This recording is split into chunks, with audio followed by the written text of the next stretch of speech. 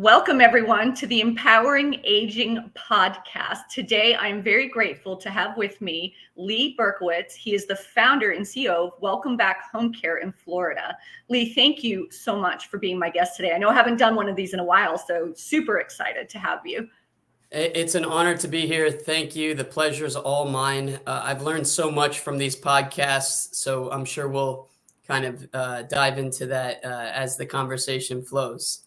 That makes me so happy to hear, because I know you had mentioned that at one point. I had no idea that you had even been watching them as intently, so I appreciate that. Before we go into the specifics about Welcome Back Home Care, I really love for my guests to share what is their deeper why. Why have you decided to get into the senior care industry, and what's driving you every day? Because we know it's not an easy industry. Yes, and it's a very difficult industry, and most of the times when the adult daughters or the grandchildren will call me, they're in a difficult spot and they're super concerned, anxious about their loved ones. They may be out of state, wherever it is, East Coast or West Coast, and it's always difficult. So if you look behind this photo here is a picture I have of my grandfather, Frank, God bless him. He's up in heaven, my poppy. And he would always take us to the ball games, just always be there for us, a most interesting person. Worked at the swap shop in Margate, Florida, locally. You know, I always remember going to McDonald's with him and just having great conversations with him. And he was diagnosed about 2010 approximately with Alzheimer's. And my grandmother wasn't diagnosed, but had some severe paranoia type of things. And we knew that was associated not only with age-related issues, but the paranoia and is kind of some of the side effects of the disease. And we knew that things had progressed, and that both of them had 24-hour care. And we realized that this is a super important need. My family worried a lot less, and we had ears and eyes to make phone calls to caregivers and make sure that, you know, my grandpa has his meals and everything is on the up and up, and that we can check in on him at all times. So, you know, fast forward to 2014, the pieces aligned and the universe aligned. And with my family background, my brother has a company called Always On Time Transportation. And that's for non-emergency medical transport for non-ambulatory folks, people in wheelchairs or stretchers.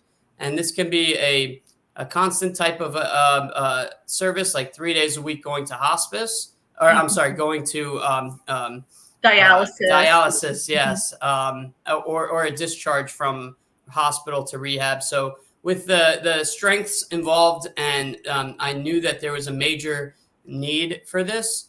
And after college, in a degree in hospitality management, I was open to exploring different business ideas, and we started from the ground up. Yeah, thank you for asking. You're welcome. And you had shared a story with me just this morning, actually, when we had a phone call about your involvement in your brother's company. And I find it very powerful. So I'd love for you to share that with the audience. Sure. This was had to be 13, 14 years ago. And my brother was getting his company started and in Palm Beach County, Florida. So I went and worked hand in glove with him, kind of not as a co-owner, but had a very positive mentality about helping people. So we go to the Consumer Affairs Office, and I have a vehicle for hire license. It's also called a hack license in New York. And I passed the test, I got my license, and I was able to officially take people from a hospital. And my brother trained me on the 4-point locking system and keeping people safe. And it's really hands-on, and I enjoy really serving people in that way and really doing the work. What did you take away from that experience of being so intimately involved, right, with the clients? Did you How do you feel like that impacts the way that you're running your caregiving agency now? Yeah, I've seen a lot of things on the road. I wasn't the first year the company started, I was involved probably 40, 50 hours a week. So I saw a lot of things. I understand a lot about the discharge process in Florida, South Florida specifically. Mm-hmm. I learned about caregivers. I learned about family dynamics. For instance, if a caregiver is talking on the phone in the van, it's really not that polite because that client's going through a difficult time. It's a big deal for them, mostly because they've just gotten out of the hospital, could have been in there for, with rehab combined, a month or so. It's the Mm-hmm. first time they're like seeing the light of day. And, you got this caregiver who's just talking about her personal life or whatever it is and just going on and on. And these people are full of respect and they're just not going to say anything. And neither would I. But I also decided not to hand that caregiver my card because I don't think that she really met that high standard of you can't really change that the type of Mm-hmm. professionalism. Right. Do you find, so what you're describing, right? The person hospital to rehab, 30 days, right? This is the example you gave. And what you mentioned is that even if the older adult is not particularly happy with the experience that they're having, that they usually don't say anything. And what I've recognized, they're in such a vulnerable position, right? And one, just that generation don't want to be a bother or burdensome, doesn't want to complain, but also that vulnerability of where they are, right, in their journey. And so is there anything particular that you guys do at Welcome Back Home Care to really encourage your clients to provide that feedback, right? Because it's a mutual commitment, right? It's not just about us serving them, but we need the feedback from the client to continue to improve the experience. Sure. And yeah, and look, we can only have so much empathy, but to try to put ourselves in that chair, in that van, when they are vulnerable, they probably just had a broken leg that they're starting to recover from, maybe just a little bit weight bearing, and they've been through so much outside of their home, outside of their comfort zone. Who I wouldn't want to speak up because that's Mm-hmm. creating more negative. It's like it almost can seem like speaking up directly to a caregiver can create a little bit of a negative environment, Mm-hmm. and that caregiver may not forget that and may find that disrespect, whatever is going on.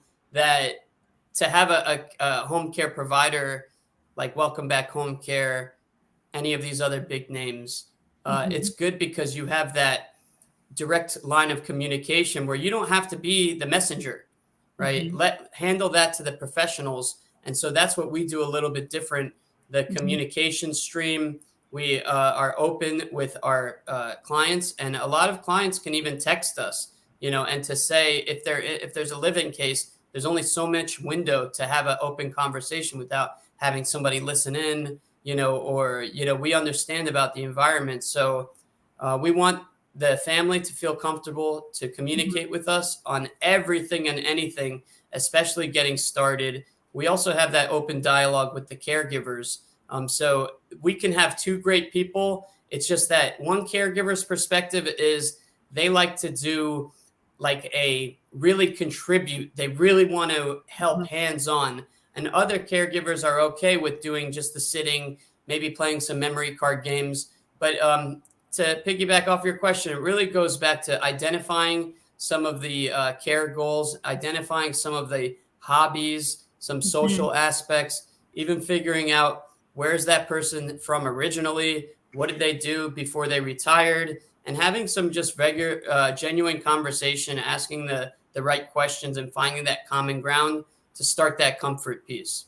I love, it sounds to me like you guys are doing an incredibly thorough intake consultation assessment process, right? Every agency, some call it assessments, some call it consultations, but I love that you're ensuring that you're addressing psychosocial needs, right? And that is really understanding, who is this person? What are some hobbies? What are some actual activities that could be done with the client, because it's not about just sticking a warm body in the home, right?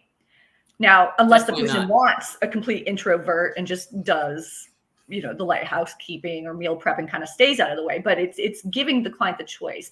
Now, circling back to, you were talking about your grandfather and your grandmother, and you had mentioned, right, it started out with care for the grandfather, but can you speak to, hospice does a really good job of talking about how hospice isn't just for the patient, it's for the whole family. And home care is really the same way, but I don't think we do a good enough job talking about it in those terms.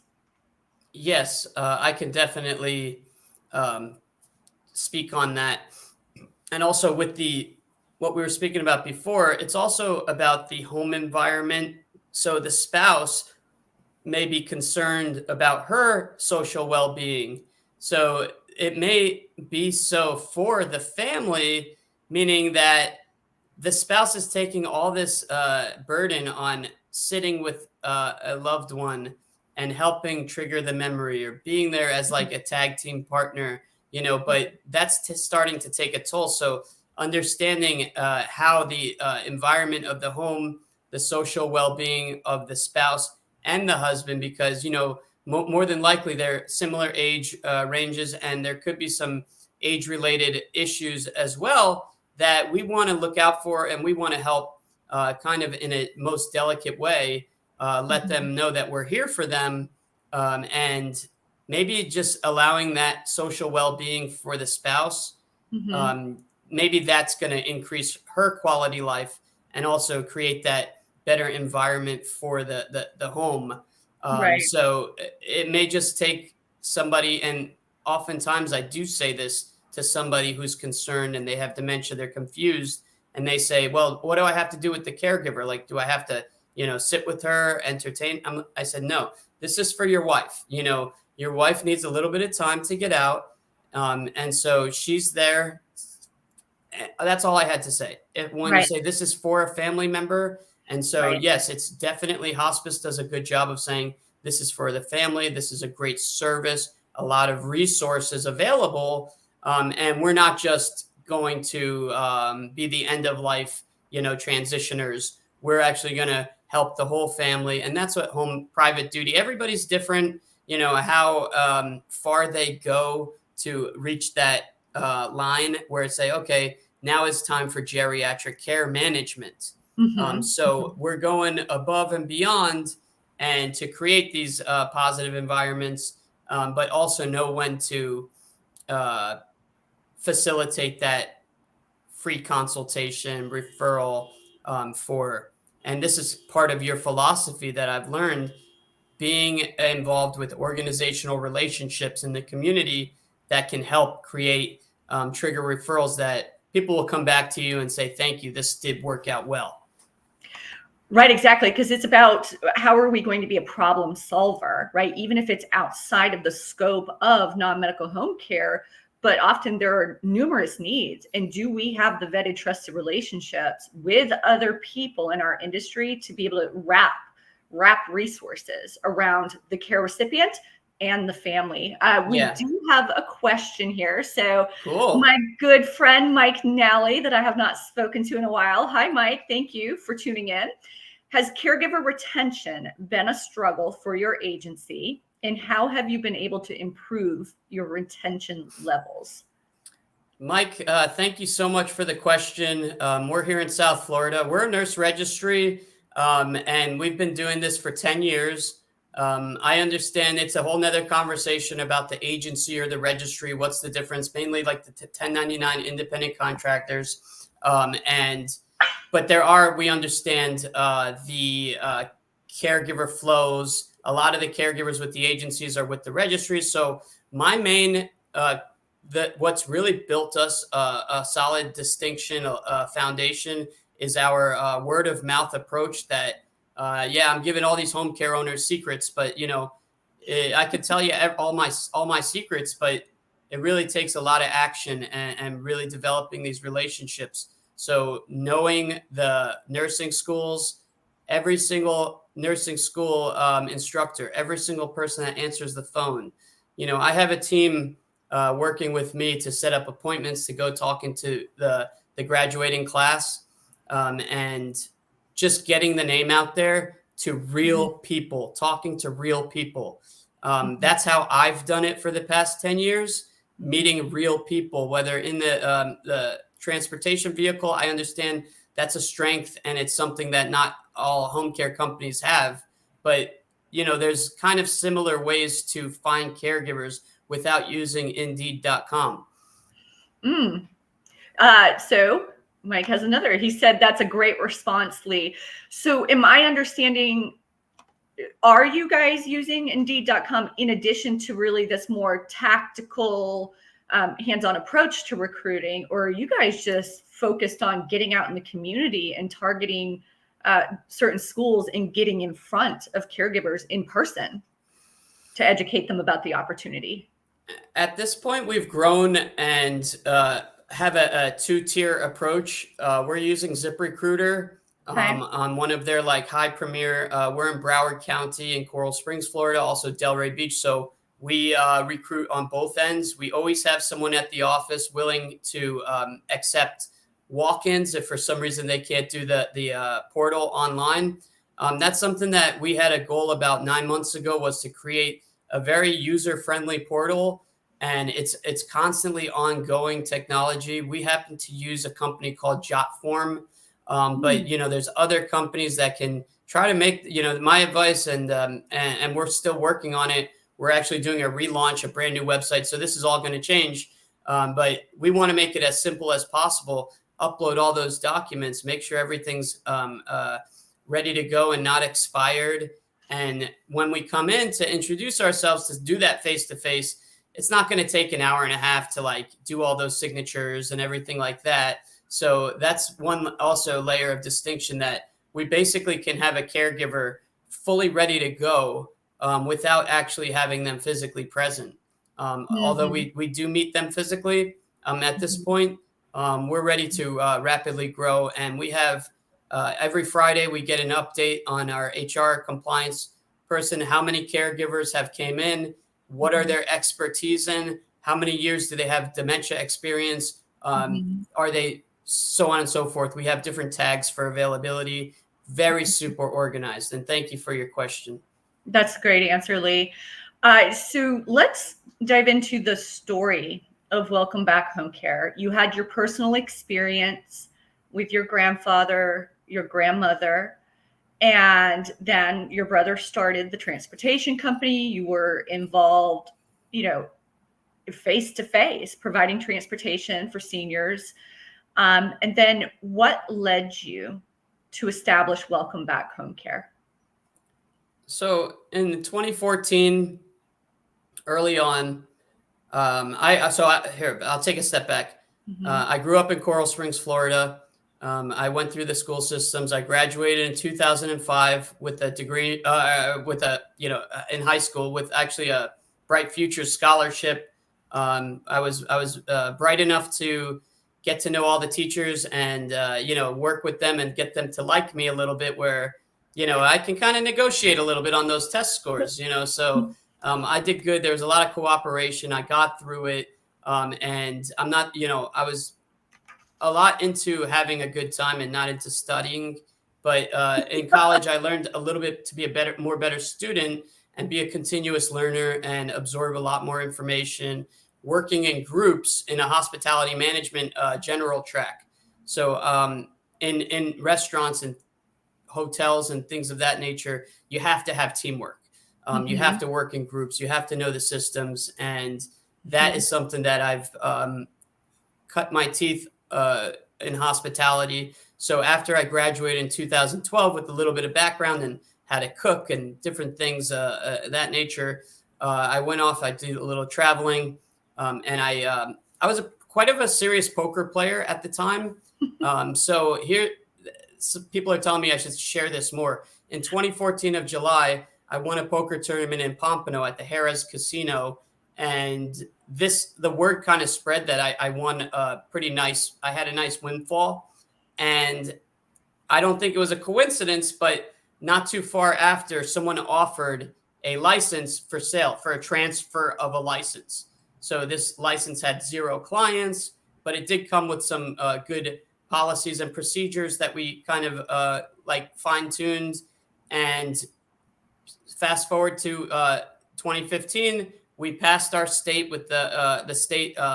It's called a CHOW, like an initial licensure, and there we are. Welcome Back Home Care was born in December of 2014, about 4 or 5 months after the poker tournament win. This is an incredible story, Lee. Like I knew from being at the Home Care CEO Forum Mastermind, gosh, in Dallas. When was that? August or September? Geez, time flies, yeah. But I could already tell it's the first time we'd met in person, and you just seem like a person that has a zest for life, right? You went to some football game, I think, while you were there just by yourself. You were going out and having adventures, but you'd never told me about being some avid poker player and how that led. It sounds like by winning the poker tournament, it gave you the resources to start Welcome Back Home Care. But why did you decide to start a home care company? Yeah, and thank you. There's some things at that football game I can't talk about on live streaming, but I did have a very good time in Texas. At where the Dallas Cowboys play, AT&T Stadium. It was like a dream come true to take a ride out there, and it was a Texas A&M and another local state, just a rivalry game, and it was Arkansas, and I tried to, I got there early. I try to enjoy the time. And we met at the Home Care CEO Forum. The first time I ever saw you was during a podcast interview with Jensen, who's, involved. We're in a mastermind group. It kind of creates a little bit of distinction. So, all right, why this? We tried other things.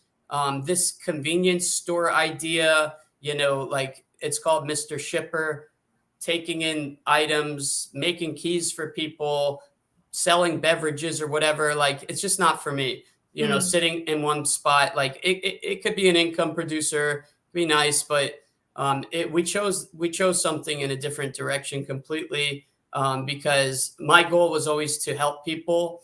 And I think that this is like the best vehicle to be able to show that type of a mission. And so, yeah, I think I was chosen. This thing chose me. I don't think I really chose it. God's honest truth. I think this thing chose me. That's beautiful. So you're an entrepreneur. Your brother is an entrepreneur. Where do you think both of you guys received the entrepreneurial spirit from? I mean, is that something in your family, or are you guys the first business owners in your family? Yeah, that's a good question. My dad's a retired stockbroker, very savvy, very smart. There's also some things like outside of logic that are involved in stocks. You can't put rationale. Sometimes people go with their gut, and it was a very secure position, and he did a very great job of being at our baseball games and raising the family, being there for dinner, so on and so forth. And so that he was working for a company, but kind of as you earn that because you get your Series 7 or. So it's kind of like I see it as a business owner in its own way, but still work for a big organization. My mother was a preschool teacher locally and worked for the hospital and didn't really get into business, but eventually she started her own business about 25 years ago, and she's retired. She had sold the company. So, yeah, I think that there's some sort of a entrepreneurial seed inside of us. It's a spirit, and to know that it's there is important, but to understand that everybody has that, and it can be cultivated. What kind of business did your mom have? So I love honesty here. There's a bit of a similar, different entity, but a similar field. That's really what I'll say. And since there's a non-compete completely, we abide completely by that. So, Okay. there is no information being, taken from my company to being shared. And I would never ask any more. But my mom helped me really show me the ropes too, which is, Wonderful. got me started. And after a certain point, I said, I know what I know. I'd like to learn more. And then I started looking around, and Jensen, opened Hmm. a few windows and doors for me. That's wonderful. Thank you for that. Can you describe for the audience what is the flow, right? So if somebody's listening to this podcast right now, because it is streaming live everywhere, Yeah, it's and amazing. Hi, everybody. and they say, I'm in Broward County and I do have some concerns about my mom, my dad, or both, right? Parents. And if they were to reach out to you, what does that flow look like from the first phone call all the way until services begin and are ongoing? So to have a system in place is super important. We want to just flow. I think that's a good word. Be seamless as possible. As far as the listeners at this point, I urge you to please just send me a text or a phone call. Check me out on LinkedIn. There's tons of great podcasts that we've been doing. Mm-hmm. So or email. So I'll go ahead and share that information. Mm-hmm. It's lee@welcomebackhomecare.com. Mm-hmm. Our phone number at the office, 8 a.m. to 4 p.m., you'll always reach someone right away. But after those hours, you can always reach someone in case you want to call us. And is 561-279-6400.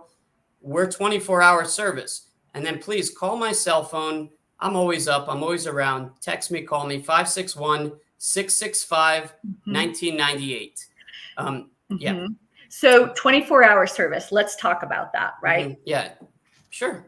Because it's a 24/7 business, right? And there are, people can say that we're a 24/7 operation, but what are you guys particularly doing to make sure that if somebody is in a dire situation, or maybe, right, it's they're working full time and they've got a lot of responsibilities, and the only time that they can breathe and get online and start looking for resources is 8 o'clock at night, right? So how are you guys ensuring that somebody, when they finally get the courage to reach out for help, is able to speak with someone? Yes, that's a very good question. And we deal with folks from all over the nation, potentially different countries as well. Wow. I have a client's son, is in China. And a lot of times there's geriatric care managers involved when there's that type of a real distance.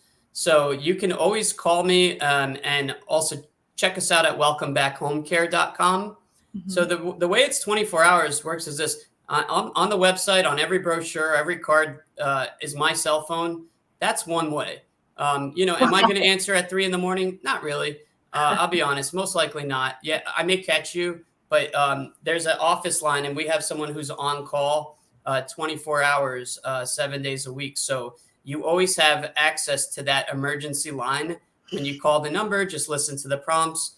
But as always, when even you call anybody, if this is a true emergency, you must call 911. That's also part, kind of like a formality to say.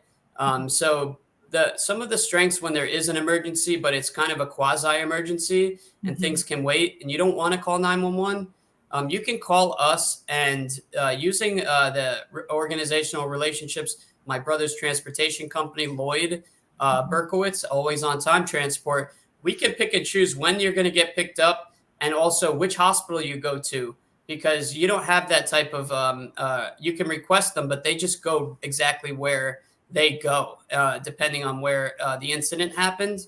So you have more options. And that's part of what we want to do, is bring those options. So typically, if you're going to schedule a care or schedule transportation, we want the 24 hours in advance. Right. But what we're trying to start with is a service where if you work with Welcome Back Home Care and always on time transportation, we're working on creating a concierge type of service where, we're here for you in crisis, guaranteed, a couple times a month, that you get to pick and choose your hospital whenever it happens. Heaven forbid that something like that happens. But I was curious how close you and your brother were collaborating with your two businesses. And it sounds like both of you are putting even more focus on figuring out how to make it more symbiotic. Mm-hmm. Yes. And this is a national trend. I know there was a news portion, a company in Georgia where she started her transportation company. She started her home care company. And they just see how well, oh my gosh, like it just goes very, very seamless. The continuity is there. If you speak with any geriatric care manager, they pretty much know my brother's company and they use them often. And if they don't use them, they always have non-emergency medical transport nearby because these things come up so often and they need to get to their appointments. And it just kind of helps to have a very good company in your back pocket that you can trust and maybe even create a nice experience for the user. So yeah, we're working on a really synergizing together. That's kind of stay tuned. We're having meetings as soon as early this week to see how we can slowly introduce, even just answer the phone differently, Welcome Back Home Care and transport. And then we have to develop what the messaging is going to be around that to take that out into, in front of referral sources, right? Yeah. So creating the messaging around it. I love that. Everywhere I go in these networking groups, I'm in about 6 to 10 networking groups and healthcare specifically. It's great. It's fine. Everybody I work with, they're great. But it's a very saturated market. I understand in South Florida, it's good for the consumer, I think, because it keeps prices pretty low. Compared around the nation, and also creates this competition, which is a good competition where I'm associating with 10 or 20 different home care companies who are really amazing and I really respect them. And so it means that there's good quality care around. And also that's when I need to be more of a presence and show, hey, we have a different option. We're distinct. We're not a franchise. We're a local mom and pop type of a business. And this is what makes us a little bit different than a franchise corporation or a franchise has territories. And if you want to send a lead over to Jupiter, Florida, or Palm Beach Lakes, Florida, we would have to send over to our sister company, which is a Welcome Back franchise in North Palm Beach. It's not like that. We can help in any part of these counties, including the Treasure Coast. And, I can be there. It is a 24-hour service and I'm always there just in case of an emergency. We're very local. We're boots on the ground. And I really respect what you said, that you have good relationships with other caregiving agencies, right? I have said for years, it's about, of course, you want as many clients and caregivers, right? You have a business to grow. But also the fidelity to the larger cause, the faithfulness to the larger cause. There isn't a shortage of need, right? And so I think it's really important to have my good friend Lorena Bowles, she'll call it community partners, which is other caregiving agencies that you have a trusting relationship with, because maybe, right, you need to send it to this other agency at some point for whatever reason, but it could be the same way around. They might also have to send you some clients, and you never want to turn a family away blind. You always want to be able to find a resource for them. Yeah. It goes back to your goodwill, just doing the right thing, I believe, without being too, preachy here. But no, you can preach all day long on this. Oh yeah, okay. You're good. So we can lose clients because of helping people, and we have a smile on our face. We work with. I'll give a very nice shout out to a woman named Candy Cohn. who is the owner locally of Oasis Senior Advisors. You may know them in California. They're national. Yes. So we have some synergy there. So when someone calls me, a daughter, whoever, and is sincerely like had enough with, say they can only afford 8 hours of care, or they know that there needs to be more, or, you know, whatever the situation they want.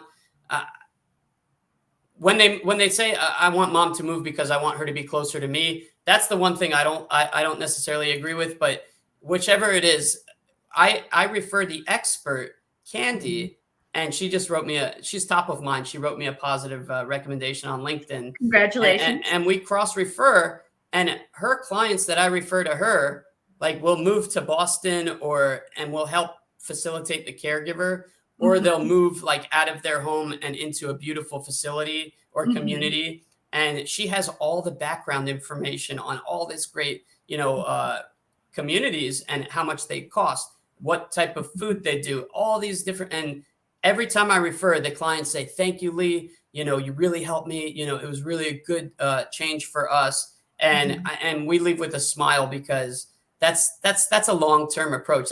There's no end game there. You know, we're really trying to just continue. We want to do this the right goodwill.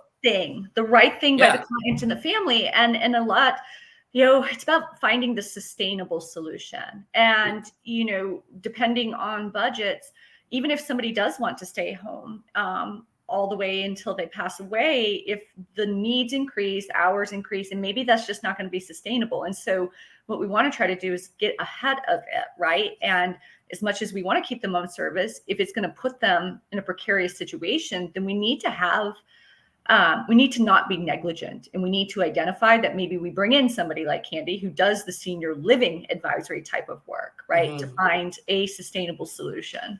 Yeah. And also, just in general, like I'll come and see clients wherever, Broward or Palm Beach, and we're talking to them. I can see that there's a need for a private duty caregiver, even if it's just 4 hours a day, but they respectfully decline. I say, okay, well, what about this? I can tell you need a hearing aid. Can I have somebody, you know, come in and talk to you about that? Oh, that would be great. You know, and because we know we can go into the isolation factor, the increased percentages of dementia if they're not, you know, having that hearing aid. And also I said, well, what about you? Like, would you like to have someone come in and work on that leg?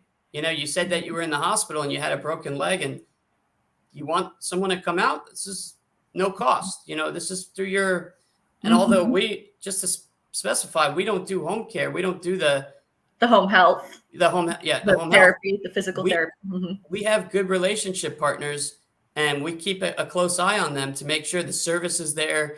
Either a nurse practitioner came and wrote the orders, or they have a prescription from their physical therapist or their primary care physician. And we get this going. And having a little bit of an extra, I consider it social. It's also a little physical, having someone in the house. I mean, they don't even have to. You're being proactive, Yeah. right? You're being proactive. I truly believe non-medical home care could do a much better job of proactively identifying and referring to home health, right? It's just, you know, you do get busy. It goes both ways. Exactly. So then there's the business. It's the right thing for the care recipient, but it also solidifies your relationship with a referral partner, right? Because if you're helping to grow their business, of course they're going to want to support you and give you referrals to grow your business, right? Yep. So just like I've learned a lot of the tricks from listening to the podcast, the people watching, ambitious, just starting out, however it is, if you want to call me, or, you know, if you have any questions about how I grew this business, and it's been 10 years and solid foundation, you know, it's just listening in, like to these podcasts, doing your research. I give a lot of credit to LinkedIn. Somehow I stumbled upon, you know, I believe the right people and trusted resources, and learning, like always being open to it. So this is a philosophy that, and now we actually do work together. Aside from that, you know, and in your empowering aging courses, and kind of we're working on trying to build up our network. But it was about a year before I was just continuously learning from the podcast and the introductions that you've made and their philosophies. So it kind of goes full circle, just continuously. I'll give everything I have. If you're interested and want to learn more about home care. That is so kind, Lee. And you're right. We connected, and I'm sure you could tell I'm not pushy. I wasn't constantly reaching out and saying, hey, do you want to be a client? Because what happened about a year later, like you're sharing, right? It became the right time. And so here we are, right? Working one-to-one now. Thank you for being my client. But I think you need to give yourself a lot of credit too, because yes, you're a lifelong learner. You're listening to all this stuff. But you have the other element, which is you're willing to execute. You're willing to take the information and then go do something with it. Yes, and it has been quite a busy year executing on a lot of this information. And it's not easy to have a vision because it's in your mind. And yes, it's important to write it down. And this is a whole nother type of a topic. But to have a vision and to implement it and to try your best to integrate it into your work culture and to your team and the organizational health and culture of the team. There's nothing without the team. So we didn't really go too much into that, but it's probably the biggest distinction on what makes us different. And it just takes time to learn about us, to trust us, to know us, to like us. You mentioned that this morning. You guys, you make a concerted effort. It's crucial to you. And I think you said even the success of the agency, that you're very focused on making sure that it's a cohesive team. You're team centric, I believe is the word that you use. Yeah. And it's because doing it for so long, I used to be on the line here. I have an office line there. I have a cell phone. And when I had cases coming up or trying to fill, or there's a call out and, you're responsible with all that, heavy burden on you, it becomes a lot. So I remember those days, and I remember sincerely thanking the caregiver for, covering a shift or feeling like I'm held hostage because I need to get this thing covered. And finding the fulfillment and faith in God and, just understanding that this will all be okay, learning that. And there is a lot of faith factor involved because it takes a lot of cooperation and a lot of different moving parts when you're working with families. And, it's like from my family to yours. I want to do my best. I can't help it. I become close with a lot of the people. You care. Yeah. You actually care. And we're trying to push that culture. And it's important for our team to see it in real life and to see exactly the profound impact. Just having someone be there to give a free assessment or consultation and to give those kind of points of action and to say, hey, I'm there if you get to that. If you're when you're ready, we're there. I'm there. We'll set you up with the caregiver and we'll make sure it works. And it doesn't always work on the first try. And that we're dealing with people and personalities, but that's why we create that safe space for the communication loop, right? To get the feedback if it's not the right fit, right? And the team creates that those communication streams, the direct line of communication. Claudia, our operations manager, is an artist when it comes to communicating with geriatric care managers and the messages that need to be relayed to the caregivers and so on and so forth. If there's a message that the caregiver needs to relay to the care manager, it goes through Claudia and it's in a professional way. It's just communicated upon.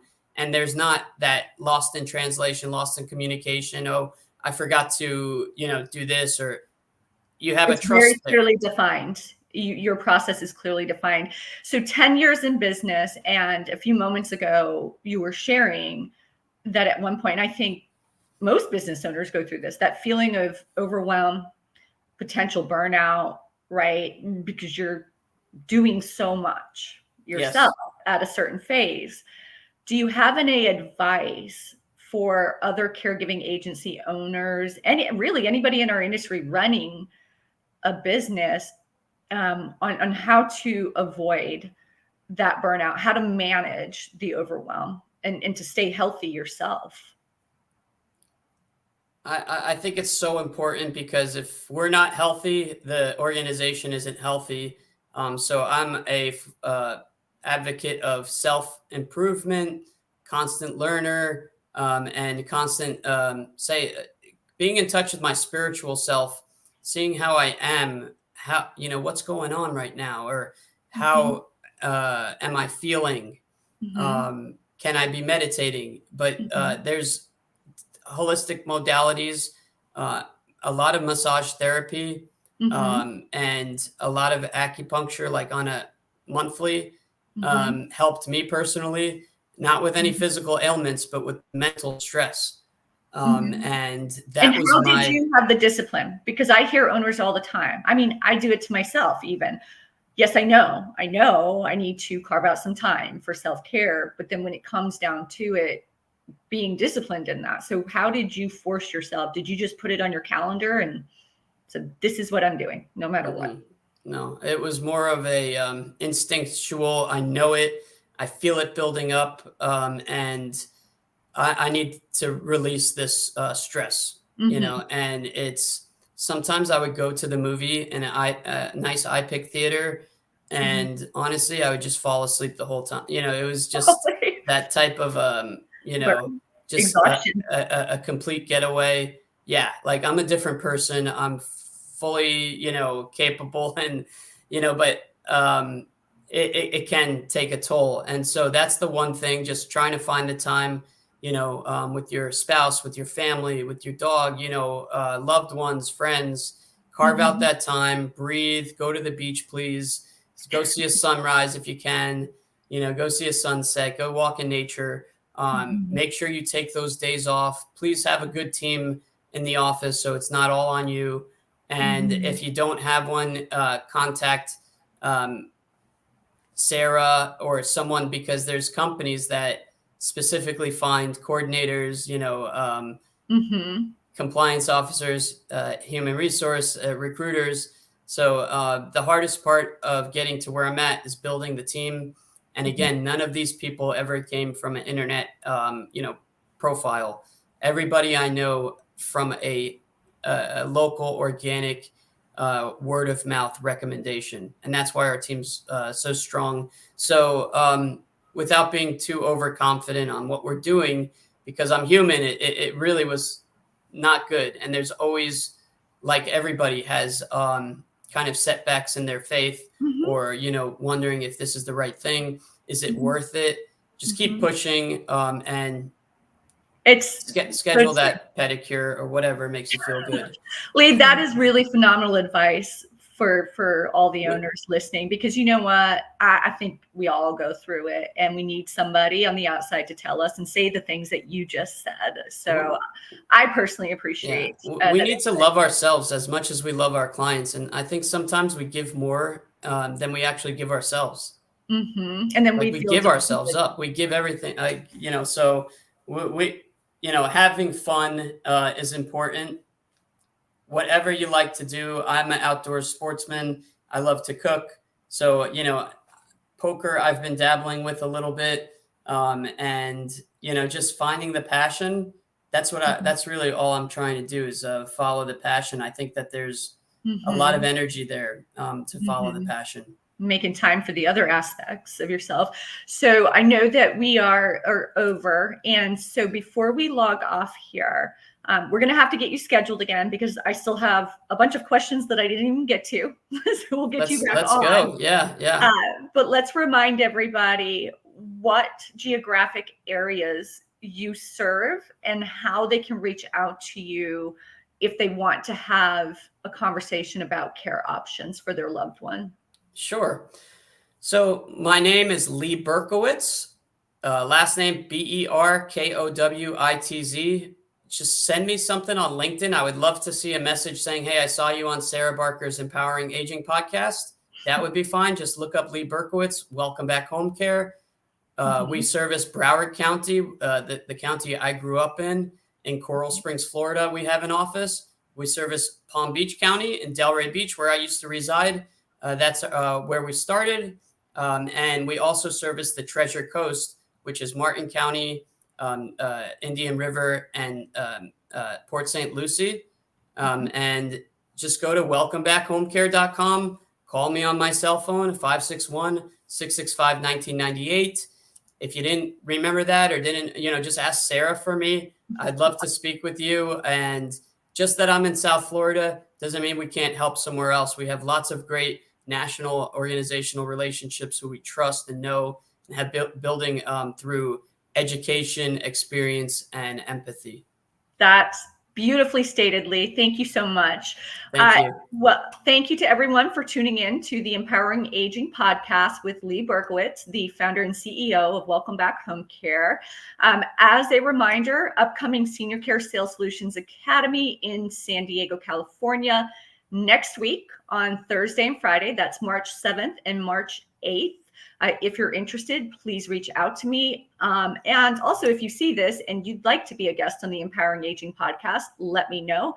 I can be contacted at Sarah, Sarah, at connectourElders.com. Thank you very much, everyone. Had a great day. Thank you.